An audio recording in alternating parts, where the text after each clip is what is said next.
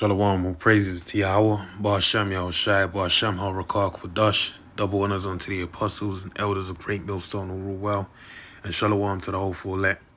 This is Payala, and it's a biblical commentary read through of Daniel the 3rd chapter. And let's get into it. So it says, Nebuchadnezzar the king made an image of gold, whose height was 80 cubits, and the breadth thereof 6 cubits. He set up in the plain of Dura, in the province of Salakia. He set up in the plain of Dura, in the province of Babylon. All right. So basically, this is following on from the previous chapter, of course, which we read, and Daniel break down a dream that was troubling Nebuchadnezzar, that made it so difficult for him to sleep. And in that happening, when he received the breakdown, this shows you the mind of a heathen, all right? He basically said to himself, well, all right, okay, I'm the head of gold. So you know what, since the Heavenly Father has revealed that through that power, that means, I'm above all these other nations, so I should be worshipped as such. And that's why he set this up, all right? You really didn't, and it shows you, again, the other element of that is that, the heathen in Wisdom of Solomon, the 2nd chapter, it tells you about the heathen and how they say, that life is short and fleeting. So let's enjoy ourselves, let's clothe ourselves with the things of this world. And they basically desire to make the most of their time upon the earth. So that's what Nebuchadnezzar desired to do as well, all right? He didn't think about the other kingdoms that are going to come into play after him. He just thought, enjoyment. Let's just enjoy it all right? Let's read on. Verse 2, Then Nebuchadnezzar the king sent together the princes, the governors, and the captains, the judges, the treasurers, the counselors, the sheriffs, and all the rulers of the provinces to come to the dedication of the image which Nebuchadnezzar the king had set up. All right. So he got all those with authority within these provinces to come before it and for the dedication. Then the princes, the governors, and the captains, the judges, the treasurers, the counselors, the sheriffs, and all the rulers of the provinces were gathered together unto the dedication of the image that Nebuchadnezzar the king had set up. And they stood before the image that Nebuchadnezzar had set up.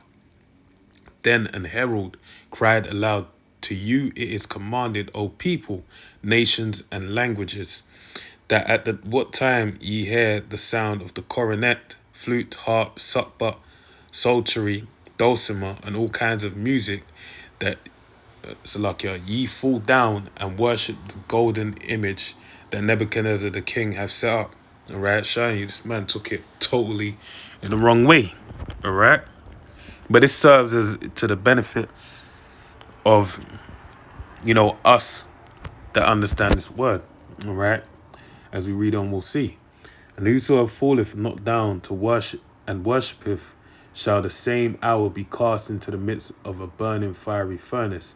It's something I didn't check before I actually started this. I wanted to see this.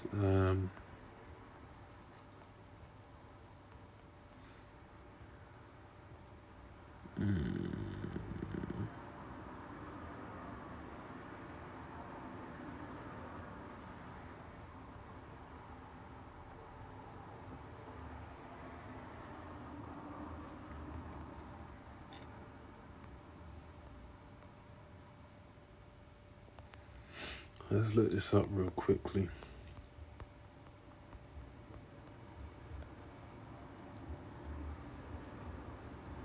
I war is the word here. Chaff.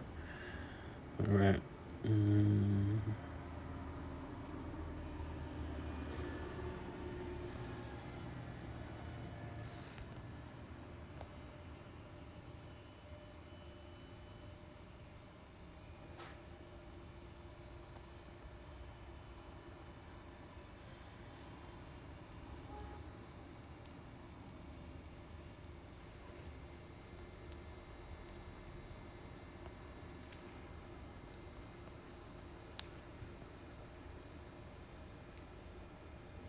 All right, let's go. Let's go back. All right. Maybe it pertains to the dream, or it's neither here nor there, if I'll be honest. But we'll understand as we go forth. Now, this is kind of deep because when he set up the image, all right, and the main word being image, he was showing a vision, all right, a vision from the Heavenly Father, which was to come to pass, all right, which is different from an imagination or an image. An imagination is that of something, built up in the mind, and you imagine that you're going to do this, that, and the other. But reality is, the Heavenly Father is, if someone did know what was going to happen the next day, it would be provided in a vision, all right? They'd have sight to see things to come. Now, this man took this vision and he made an imagination. Now, but it's in line with, through the Spirit, it's in line with the time that we live in now. And this shows you why this Nebuchadnezzar was a head of gold. Because he basically brought forth, this whole chapter kind of serves, well, does, I can see it as as an allegory of things to come, because the image he set up for everyone to worship, all right, was that of what 60. It said three score cubits, which is 60, and it was 6 cubits wide. So when you put it all together, it's 606, all right, or 66. But it plays into that of the image of the beast, all right. The only 6 missing is that of the incision being inserted into the flesh. If you want to, look at it like that, all right?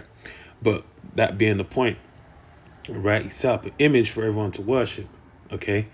And that's the same thing with when you deal with the beast, all right? There's an image that everyone has to prescribe to, and only taking that image on would most likely make you take heed to taking the mark of that beast, all right?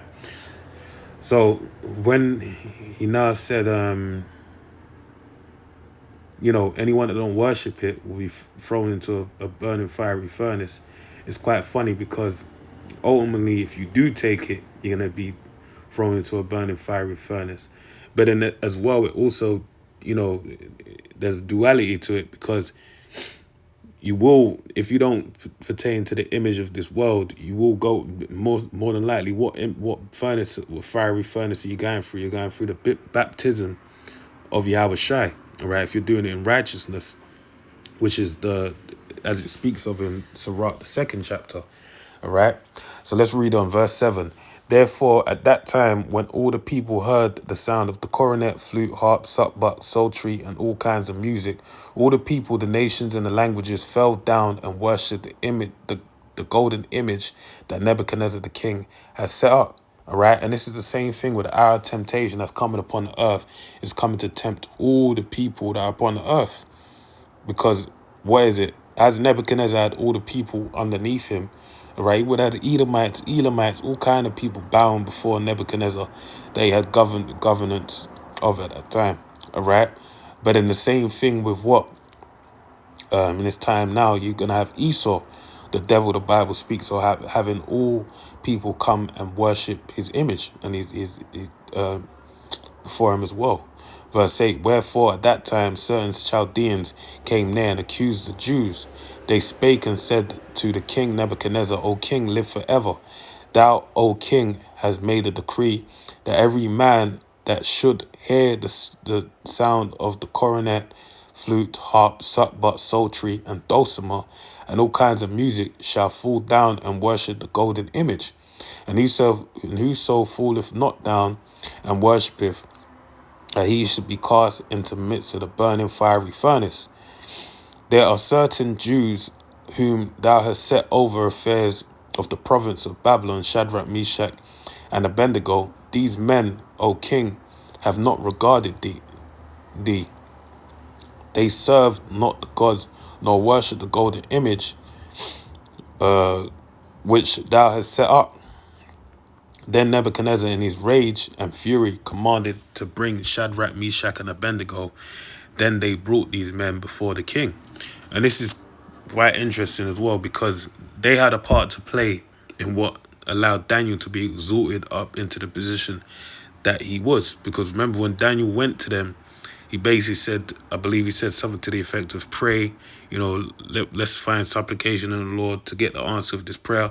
So they had a portion to play within that, the vision being shown and interpretation being broken down to Daniel at that time. All right.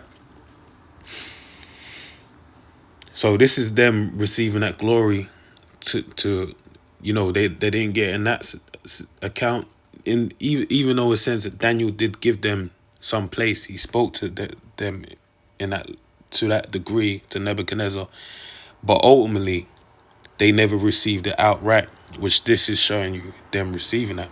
Nebuchadnezzar spake and said unto them, Is it true, O Shadrach, Meshach, and Abednego? Do not ye serve my gods, nor worship the golden image which I have set up? Now if ye be ready, that at what time ye hear the sound of the cornet, flute, harp, sackbut, psaltery, and dulcimer, and all kinds of music, ye fall down and worship the image which I have made. Well, but if ye worship not, ye shall be cast the same hour into the midst of a burning fiery furnace. And who is that power that shall deliver you out of my hands? All right, and that shows you this man is proud as shit, man. All right, because there ain't no man that's gonna deliver you, but the same God that revealed the dream unto you is gonna have something against you, man. Verse 16, Shadrach, Meshach, and Abednego answered and said to the king, O Nebuchadnezzar, we are not careful to answer thee in this matter. Yeah, they straight shooting, all right? Because they're dealing with the power, all right? Yahweh, the Heavenly Father. Verse 17, if it be so, our power whom we serve is able to deliver us from the burning fiery furnace, and he will deliver us out thine hand, O king. But if not, all right, be it known unto thee, O king, that we will not serve thy powers, thy gods, nor worship the golden image which I will set up. So that shows you, look, they said, we ain't careful to answer you. Look, our power will deliver us from that burning furnace, all right? We won't even be thrown in it. Or if we're going to die, if you're going to throw us in there, so be the will. We're still not going to worship it, all right? Verse 19, then was Nebuchadnezzar full of fury, and the form of his visage was changed against Shadrach, Meshach, and Abednego. And it's the same thing, reminds me of the same thing where you have the, that of the priest. I can't remember his name verbatim. I want to say Jason. I can't remember his name though. But when you have it in the book of Maccabees, what happened?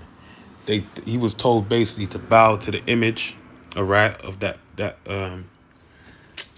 eat pork, all right, and they would even change the meat so that others would follow his influence, basically. And those peace treating him, they were entreating him peaceably, but the moment that he took a firm stance, said, "Look, I ain't doing it," the form of their countenance changed, man. Them demons come flowing, all right, which really shows you that that's something they're baiting for the sake of them getting a leg up over you. So don't believe in these looks and these faces when these heathen come to you, and they come in a friendly manner.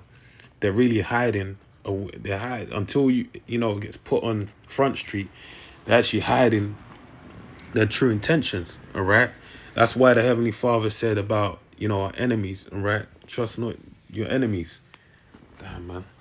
All right. Let's read on. And he commanded the most mighty men that were in his army to bind Shadrach, Meshach, and Abednego, and cast them into the fiery furnace, cast them into the burning fiery furnace. Then these men were bound in their coats, their hosen, and their hats, and their other garments, and were cast into the midst of the burning fiery furnace. Therefore, because the king's commandment was urgent, and the furnace exceedingly hot, the flame of the fire slew those men that took up Shadrach, Meshach, and Abednego. And I even shows you, this is really giving you a clear understanding of how deadly those flames were. The men that weren't even going into the furnace died on instant contact of throwing Shadrach, Meshach, and Abednego into the flame. All right. Verse 23, and these three men, Shadrach, Meshach, and Abednego, fell down bound into the midst of the burning fiery furnace. Then Nebuchadnezzar the king was astonished, and rose up in haste, and spake and said unto his counselors, Did not we cast three men bound into the midst of the fire? They answered and said unto the king, True, O king. He answered and said, Lo, I see four men loose, walking in the midst of the fire, and they have not hurt, and have no hurt, and the form of the fourth is like the Son of the Most High. Right, Yahweh Shai was in there. All right. Then Nebuchadnezzar came near to the mouth of the burning fiery furnace, and spake and said, an angel of the Lord, Yahweh Shai, and spake and said, Shadrach, Meshach, and Abednego, ye servants of the Most High power, come forth and come hither. Then Shadrach, Meshach, and Abednego came forth of the midst of the fire. All right, and that's showing you that, look, the Heavenly Father is with us no matter what we do. It tells you in the book of Isaiah 43 that wherever we be in the waters, the Heavenly Father will be up with us, or be in the fire, the Heavenly Father will be with us. And we have the examples to serve as that. You have a forefather Noah, all right, in the midst of the waters, the Heavenly Father was with him in the form of an ark. And we have this example with our forefather Shadrach, Meshach, and Abednego, that the Heavenly Father was with them in the midst of the flame. And only the first death serves as an example of you having an elect 8 people that was saved from there. All right, you had the rainbow to basically show that a covenant of the Heavenly Father, never doing it again. But the point being that he would save his elect men. But then we have this example as well with his elect men in this situation, them being spared of death. All right, going forward now with us, we understand through the water that happened, and also this flame of fire. We're going through it right now with the furnace of adversity, but then ultimately, it works onto the purging. We get through it. All right, because why? You have certain people, they go through some of these things, man, and they succumb to the flames of that adversity. All right, they bug out. You can take it on a worldly level. Someone loses someone they love, they have no regard to their hygiene no more, they bug out, all that type of stuff. Or you have someone that they find out someone was doing something, they turn into a serial killer. It could be anything, man. But through temptation to temptation, manifold temptations, basically what happens to us, we grow through it. Actually, there was a quote I saw earlier today. It says, it's something to the effect of, I don't remember it verbatim, but it's something to the effect of, a situation, someone it's like positive and negative. A negative, you would always see the negative outcome of a situation, see the negative of a situation. Someone with a positive outlook will always see the growth in the situation, and that determines how far you'll grow in success. So that's the same way the mindset that we've been given is confidence. That confidence of what our Heavenly Father is going to be with us through all these situations. And in having that, we'll see the reason as to why we went through it. Oh, like, wow, okay, that's why that happened. Because now I see in this situation, this is the mindset I'm meant to have. This is how I'm meant to deal with things. All right, and then going forth, it allows you to grow and then be that talent that the Heavenly Father has given you, or the multiple talents the Heavenly Father has given you. It gets refined and it allows you to make use of it to a greater degree, a greater power, all right, in accordance with the perfection that will be revealed when Yahweh Shai arrives, all right, because we all got a part to play. So our temptations and this is a very straight and cut example, them being put in the fire, but all of how you are, it's going to draw out, as the word educare means, to draw out. It's going to draw out particular strengths that lie within you. And then it's going to allow you to walk more in tune with your walk with Yahweh Bar Shem El Shai Bar Shem HaRakah Kodash. All right? So let's read this, verse 27. And the princes, governors, and captains and the king's counselors, being gathered together, saw these men upon whose bodies the fire had no power, nor was a hair of their head singed, neither their coats changed, nor the smell of the fire had passed on them. Then Nebuchadnezzar spake and said, Blessed be the power of Shadrach, Meshach, and Abednego, who have sent his angel and delivered his servants that trusted in them, and have changed the king's word and yielded their bodies, that they might not serve nor worship any god except their own power. All right? And that was it. That's what the Heavenly Father did, man. All right? He made an example as to where that it was clearly, the line was clearly set and established that, look, these men are special. These people are special people, and they have to worship their power. All right? Because there ain't no power that's going to do what they did. Because remember, Nebuchadnezzar weren't speaking like this before. He said, there's no man to deliver from his hand. All right? But he understood after this that no one should mess with him. Let's read on, verse 29. Therefore I will make a decree that every people, nation, and language which speak anything amiss against the power of Shadrach, Meshach, and Abednego shall be cut in pieces, and their houses shall be made a dunghill. Why was he saying this, making this decree? Because he understood, man, if there's a power like this that not only delivered his men from my decree, all right, but also what? Slew the men that were going to throw them in the midst of it, showing you the dichotomy of that situation, all right? You wanted to kill them, but I killed your men, all right? That he understood anyone that threatens these men is going to basically bring a whole head of stress onto Nebuchadnezzar, which he wasn't prepared to deal with. And this also allowed for the Israelites to worship their power in accordance with the Heavenly Father's will. All right, remember he said 3 times out of the year we must go down to Jerusalem and appear before him. Now, Jerusalem's a people before it's a place. Now, if we ain't able to present ourselves before the Heavenly Father, then, we ain't Israelites, basically. So, no matter what is going on, we have to make a way as to where we can do that. All right. And the Heavenly Father's, there's always going to be some form of resistance. That's how you'll be able to, that's how you then show you have faith. All right. But in all, once you do it, it continues to go forth. It grows and compounds. All right. So because there is no other power that can deliver after this sort, then the king promotes Shadrach, Meshach, and Abednego in the province of Babylon. So with that, I pray you're edified. Shalom. Shalom.